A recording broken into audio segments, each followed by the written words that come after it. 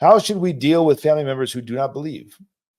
How did the Lord deal with people who didn't believe? How did the saints deal with people? That's how you're going to answer your question. And I guess from my perspective, first and foremost, the Lord respects the freedom of every human being and works with them always in deference and in respect to that freedom. So that's the first thing you got to do. Secondly, the faithfulness or faithlessness of a human being is based largely on their experience.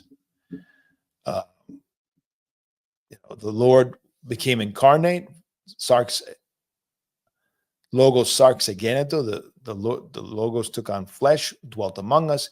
We were eyewitnesses of the word, right? So that's what they spoke of. That's why they trusted him. Very likely the people who do not believe in your life are because they've had bad experiences or no experiences or bad experiences. And there's been a distortion in their mind, perception, heart, or they've never cared. They've just been raised far from it and never cared. But on some level, there's probably a distortion. And so now, how is that going to be corrected? Is it going to be corrected with argumentation? Rarely. Unless the person already has a good disposition, argumentation does very little. So what's going to change most people, if they change, because they're free not to? It's going to be an experience. And that experience is going to be on a spiritual level. And so if you want to help people around you, what does the Saint Seraphim of Seraph say? Famously, which describes perfectly the Orthodox, let's say, stance of a missionary.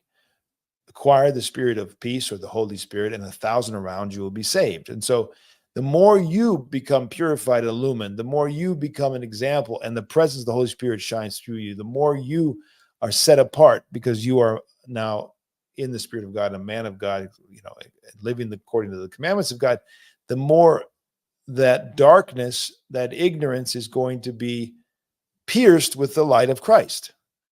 And so that's how it works. It doesn't work with, you got to do this, you got to. Now, if somebody has a good disposition, you should speak to them. You should offer them.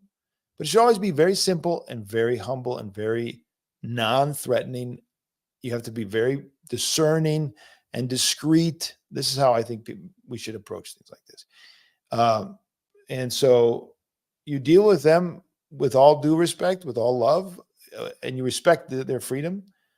You love them as made in the image of God. And what else is there to say? I don't know. How do you deal with them? You said. That's how you deal with them.